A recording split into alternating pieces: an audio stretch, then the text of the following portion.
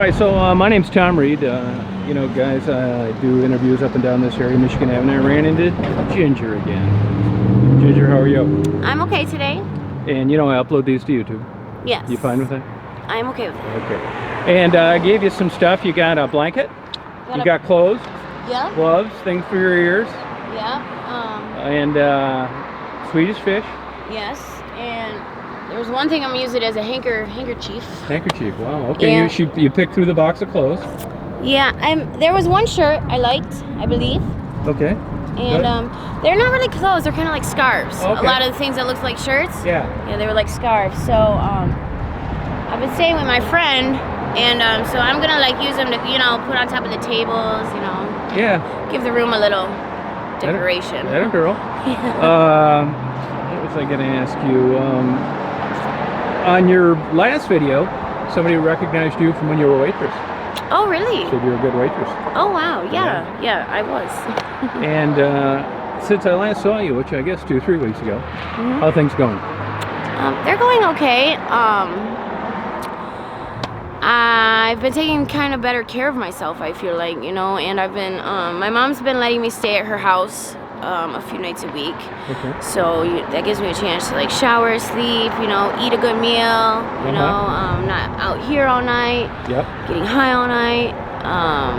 So I think it's kind of helping me slow down a little bit too. Yeah. And then I've also, my friend Dave has been letting me stay with him. So I think things are going a little bit better for myself. Sounds like it. Yeah. I think in my last video I had been up for quite a few days. You had. When I did it. Yeah, people still thought you looked pretty good. Oh, thanks. Yeah. And I gave you some vitamins. Yes. One a day. I am going to take them. Okay. Probably could use them, couldn't you? Yeah, especially for my nails. My nails are really brittle. I'm sure they need vitamins. Okay. That might help them a lot. And I'm trying to grow my hair back long. Oh, all right. My hair used to be down to my butt. Yeah, a lot of people commented on your hair. Oh, they did, yeah. Yep, liked it. I got all my hair cut off a couple years ago, so. Oh, it'll grow back. Yeah. Now, as far as the drug use, pretty much the same? Yeah, I actually think maybe my heroin habit might have gotten heavier. Yep. Because I've noticed that my tolerance is higher. Because I was in jail and clean for almost 4 months, my tolerance when I got out was nothing, excuse me. I was I actually overdosed a couple times. Oh, wow. Actually, probably more than a couple. Did they bring you back with Narcan? They did, a few times. I want to ask you on that Narcan. Oh my God, it's horrible. Yeah, tell me how that whole thing. So you're overdosed. Yeah. And how do you come back into? Well, what went through your mind? The first time that I overdosed bad, I was in the parking lot for a treatment, for rehab. I was checking into detox, and I was trying to get high one last time, and I overdosed. And I remember shooting it, and then all of a sudden, and then the next thing I remember is I was I was still asleep, and I could hear somebody going, Amber, Amber, Amber, and I opened my eyes. I was laying on the pavement, and I saw a police officer, a few other people standing around, and they told me I overdosed. I realized what happened. So, I don't really remember anything when I was unconscious or whatever, but I remember when I came out of it thinking that if I would have died, that was just it. There was no saying goodbye or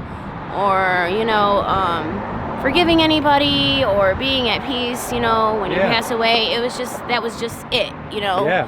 So that scared me, and so I realized, that's not the way I want to go out, but I overdosed again. I did not think I was going to overdose. I thought my tolerance was high enough to do. I'd only done one dime, and it was outside the Needle Exchange building on 4th Street. And thank God that they were watching me outside the window, that this man Chuck came out and he saved my life. And now I'm working with him a little bit, slowly. I'm just taking baby steps to hopefully get into in recovery. I hope you do too. Yeah, I do. And crack at all or just heroin? I do crack too. Yeah. Okay. About the same dollar amount? I smoke. No, I do more crack than heroin. Oh, you do? Yeah. Now, you should be. How come you're getting more arrests now if you're still doing the same amount of crack? Doesn't that stimulate you and you stay up? Or? Yeah, but well, you can do the heroin to bring it down too. Okay, that's how I you do mean, it. still, I probably only sleep every other night, Is that or right? every 2 nights, maybe even. Yeah.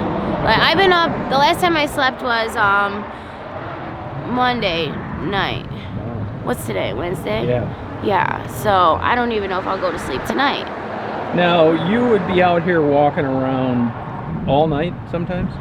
Not walking around all night, no. You know, I like come out and make some money, and then maybe I'll go to the trap house, chill there for a couple hours, or go where I've been staying with my friend, you know, or I'm not walking around all night. But when I had nowhere to go a couple weeks ago, yeah, I was out here just outside all night and all day.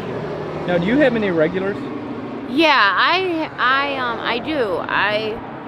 Because I was in jail, I lost some of them, but you know, I really try to only go with people I know. Gotcha. Yeah. So because of that, it's much different than this. You're not getting into cars with complete strangers. Right. I try to avoid that the best I can. Yeah. You know, just because when I was locked up, I came out. I was informed 5 girls had passed away. And I was only locked up from May to the middle of August. And then part-time got killed. And so, you know, there's just psychos out there, and I'd rather, I'm not the type of person where I'll just get in any car. I'm so desperate, you know, I'll go with anyone and I'll do anything. I'm not, I'm past that. I used to be that person. Okay. Yeah, but now, I don't know, maybe it's just, I can... Getting older. Yeah, I guess maturing maybe a little bit. Yeah. Now, you attribute, at least in this conversation, that overdosing with a lack of tolerance. Yeah. Is that basically what it is most of the time? No. In my case, it was because I had been in jail. Okay. Yeah, and I was clean and I got out. Mm-hmm. I think sometimes it's fentanyl, you know? There's fentanyl comes in all different, in the strengths. You know, somebody might have fentanyl heroin that's weak, and the person across the street has fentanyl heroin that's really strong. Yeah. You know, so you just knew. That's why it's the best thing to do is just always go through the same person. Gotcha. Or the same couple of people. Yeah. Now, as a heroin addict, is this fentanyl in the back of your mind all the time? No. Okay. It's just not, huh? No. You just kind of crossing your fingers and hoping you don't get a big dose? Well, I never do more than one, you know, dime, a $10, which is pretty much how everyone sells it at once. Okay. You know, and I always go through the same people. I try to. Yeah, gotcha. Yeah. Cool. Now, do you know, have you seen Wendy around? I think so, yeah. Raven? I haven't seen Raven. Yeah, okay. Yeah, I've been looking for her. How about Ebony? I haven't. You know, I asked, has anybody seen her yesterday? And Allie told me she's around, but I haven't seen her. Okay. And Ebony's there's only a couple girls that I'm friends with. So she's one of them, so. Oh, okay. Yeah. Now, I'm assuming that the relationship with your mother's okay because you're staying there sometimes. It's complicated. Yeah, it's something I can't really talk about. Okay. Like, yep, we won't talk about it then. Yeah. Yep, skip it. And one last question. You know, a lot of the women that haven't worked the streets that see these videos, they're always so shocked that the women are so pleasant, intelligent, well-spoken. Yeah. I mean, there's a myth out there about women that work the street. They ask me a lot, and I just never really feel like prying into stuff that's not my business. Like your mother is an example. We're not going to talk about that. It doesn't take a rocket scientist to figure out what people are sensitive about. But one question, if you could just kind of glaze over the top a little bit, and that is that women that haven't worked the street, they just can't, they would like you to articulate in the days when you said you were that girl, what's going through your mind getting into cars with strangers? I mean, is it always like, what's this guy gonna want? Am I gonna get killed? Is it like super nerve-wracking, or you're just desperate for money and that's why you do it? I think the desperation for money doesn't so much come with getting in cars with strangers. It comes with the agreement on what you're willing to do, you know. But you just kind of have to, like, you know, I'll get in a car with a stranger, let's say if he's a middle-aged white man, you know, gotcha.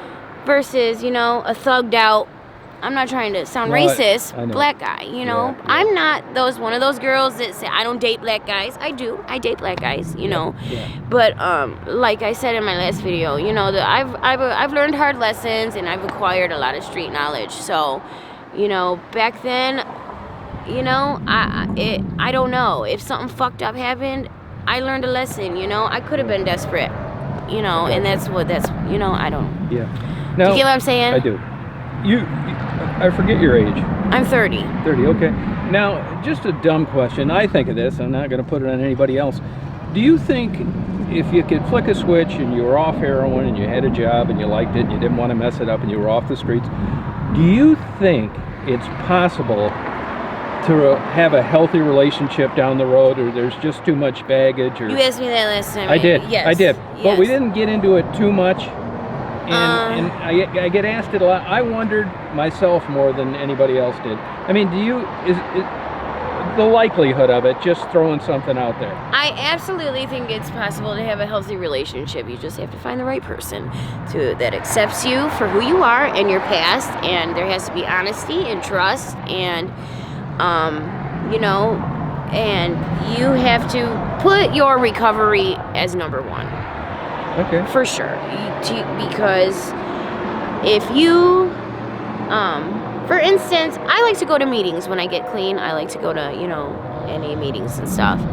That's something that helps a lot of people stay clean.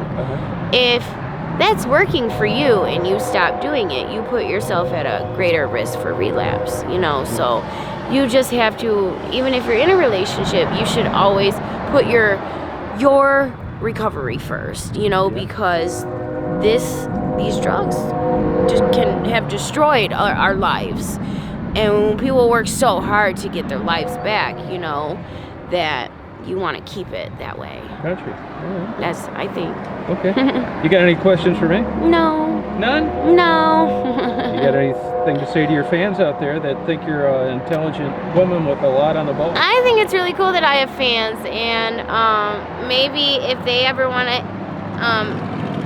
if they ever have any questions, they could contact you and you could ask me and I can answer some questions for them. Oh, you're fine with that?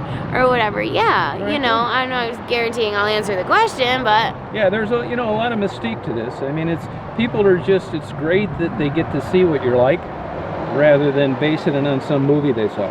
I like that people get to see what I'm like because I do get treated very badly sometimes by many different people, a lot of the business owners, you know, and, you know, all different types of people. People look at us with disgust, and, you know, we're people too, and, you know, they don't know my story, you know what I mean? They don't know all the fucked up shit that's happened to me, you know what I mean? I know everybody has a story, and everyone's gone through shit, you know, but no, they don't know.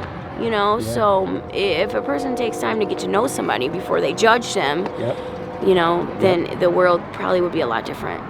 Okay. I appreciate the interview. Thank you. But before I turn this camera off, so, you know, I pay all the time. Oh, yes, of course. And other people, so here's 5.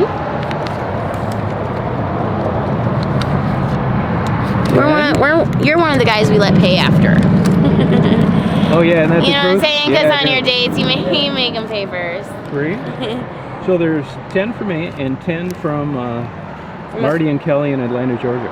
Oh, well, you dropped. Well, thank you.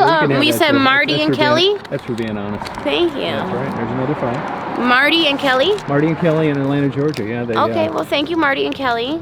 And they're very nice people, and they support you any way they could. And you know, it's always an open invitation. If there's anything you can think I can do, other people out there ask the same question. You can get a hold of me through Becky. I can give you my number. Whatever it takes, you don't ever hesitate to call. Okay. All right. All right. Thank you. All right. Bye-bye.